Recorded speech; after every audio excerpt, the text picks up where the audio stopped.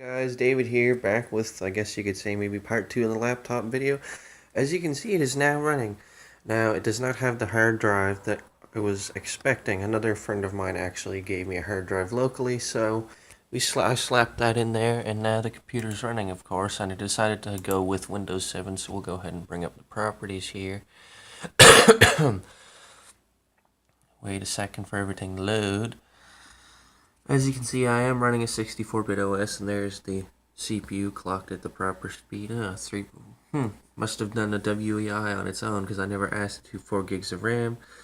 This is Windows 7 Professional Service Pack 1, as I figured that would be best for this machine. I don't really like any of the home editions of any Windows as far back as XP or anything even newer. And of course, we go to my computer.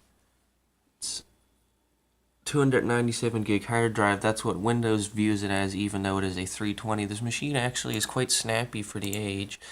I'm just going to go ahead and open Adobe Premiere. That is the program I use for editing videos, and I find it actually doesn't do too horrible on this machine despite the age. And I have noticed something about this keyboard. It seems part of the area the backlight is actually starting to go, and I just really like to figure out why W, S, and X, all the keys on the keyboard don't work. I figure maybe it's a ribbon cable issue or something else, but eventually I would like to get a replacement keyboard and a battery as well, as this one is quite worn out.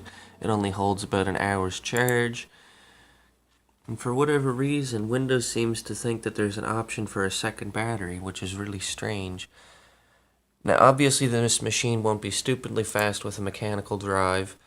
I would like to eventually get maybe a smaller SSD and then get the adapter bay for the optical drive, which would fit here and then allows you to have a hard drive, a secondary hard drive on these machines. Seems Adobe's taking a little bit longer to load. I wonder if Windows is doing something in the background. Oh, my CPU's being used up. 1.6 out of the RAM.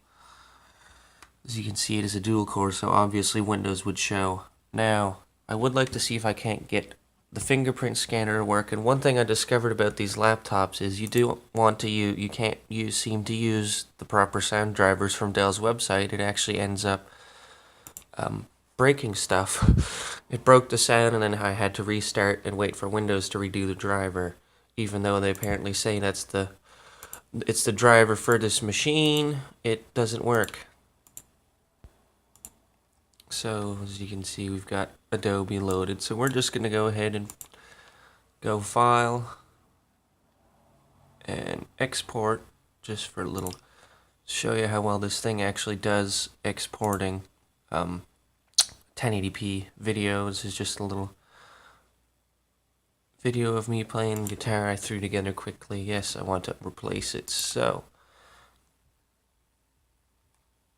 that's not too bad, considering this is only has a 256 meg Quadro GPU. If this machine had a slightly better GPU, it would probably do a fair bit better. And I only have a few programs installed: Adobe Premiere, of course, for video editing, Spotify for all my music. I use Media Player Classic Home Cinema for all my local files playback of like video and stuff, and we have XBMC Kodi on here, which is actually quite nice. I prefer it over Netflix, as I find the Canadian Netflix doesn't really have much, and now Netflix has decided that you can't use a VPN to access the American Netflix like you used to be able to. So I decided to instead just use Kodi, as I found it is infinitely better. And Netflix they don't really have as much as I'd like them to have. But anyhow, I guess that's it for this video, guys. We'll see you again later.